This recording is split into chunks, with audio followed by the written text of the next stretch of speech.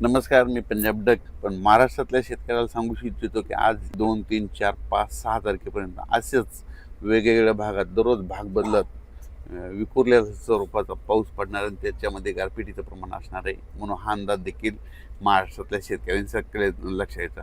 पण राज्यातल्या सर्व शेतकऱ्याला सांगू इच्छितो की आजच्या कंप्लीट 5 दिवस पाऊस येण्यासाठी शिल्लक आहेत. तुम्ही तुमची शेतीची कामे करून घ्या.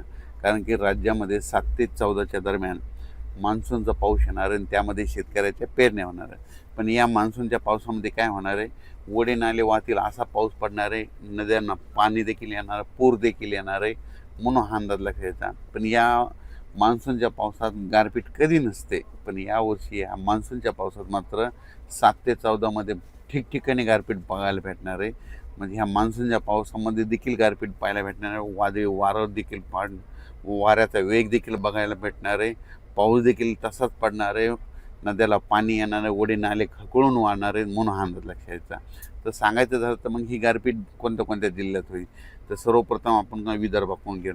विदर्भात देखील काय होणार आहे, वर्धा, नागपूर, भंडारा, गोंदिया, चंद्रपूर, यवतमाळ या भागात देखील काय होणार आहे, 7 ते 14 म्हणजे 10 ते 14च्या दरम्यान तिकडं पाऊस पण पडेल आणि गारपीट देखील होईल, ओढे नाले वाहतील. म्हणून ही अंदाज पूर्व विदर्भातल्या शेतकऱ्यांना लक्षात घ्यायचा.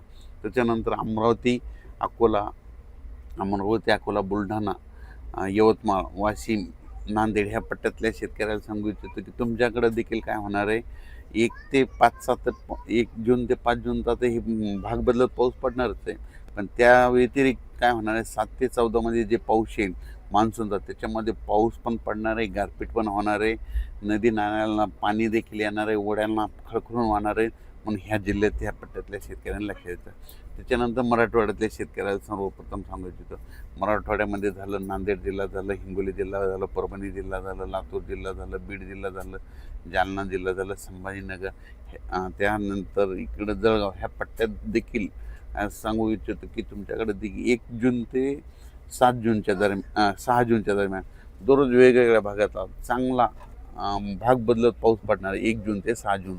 पण त्याच्यानंतर काय होणार आहे, 7 जून ते 14-15पर्यंत तर मात्र मोसमी पाऊस मात्र खूप बरसणार आहे, ओढे नाले खळखळून वाहणार आहेत आणि त्याच्यामध्ये शेतकऱ्याची पेरणी देखील लागणार आहे. म्हणून हा अंदाज देखील शेतकऱ्यांनी मराठवाड्यातल्या आणि त्या सगळ्या आता जे जिल्ह्याचे नाव सांगितले त्यांनी लक्षात.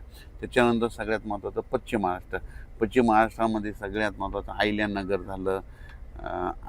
झालं, त्याच्यानंतर सातारा, सांगली, सोलापूर, कोल्हापूर, पुणे. त्या पुणेकरांना देखील या आता मोसमी पावसामध्ये गारपीट बघायला भेटणार. पुण्याच्या पूर्व भाग म्हणजे बारामतीकडं देखील खूप गारपीट पाहायला भेटणार आहे. इकडं सांगलीकडं देखील गारपीट पाहायला भेटणार आहे, सोलापूरकडे गारपीट पाहायला भेटणार आहे, लातूरला जास्त गारपीट पाहायला भेटणार आहे, सगळ्यात जास्त. बीड जिल्ह्यात देखील सगळ्यात जास्त गारपीट पाहायला भेटणार आहे. त्याच्यानंतर इकडं सातारा जिल्ह्यात ओढे नाले वाहणारा पाऊस पडणार आहे. त्याच्यानंतर इकडं अहिल्यानगरमध्ये देखील पाऊस पण पडणार आहे, गारपीट पण होणार आहे, ओढे नाले देखील वाहणार आहे. म्हणून 1 ते 5चा ही अंदाज भाग बदलतचा घ्यायचा. आणि त्यानंतर 7 ते 14मध्ये देखील मान्सूनचा खूप पाऊस पडणार आहे, म्हणून ही देखील लक्षात. त्याच्यानंतर उत्तर महाराष्ट्राकडे नाशिक, नंदुरबार, धुळे जिल्ह्यात त्या भागात देखील काय होणार, तिकडे देखील पाऊस पण पडणार आहे आणि काही काही भागात गारपीट पण होणार आहे. म्हणून अंदाज लक्षात. त्याच्यानंतर ते कोकणपट्टी, घाटमाता परिसर मात्र तिकडं मुसळधार पाऊस ते चालूच राहणार आहे. म्हणून ते कोकणपट्टी ते विभागातले अंदाज त्यांनी देखील लक्षात. पण राज्यात सांगायचं झालं तर 1, 2, 3, 4, 5 तारखेपर्यंत दररोज विखुरलेल्या स्वरूपाचा भाग बदलत पाऊस पडणार आहे आणि त्याच्यामध्ये गारपिटीचं प्रमाण असणार आहे, वाऱ्याचं प्रमाण असणार आहे. म्हणून स्वतःची काळजी घ्या, पाळीव प्राण्याची काळजी घ्या.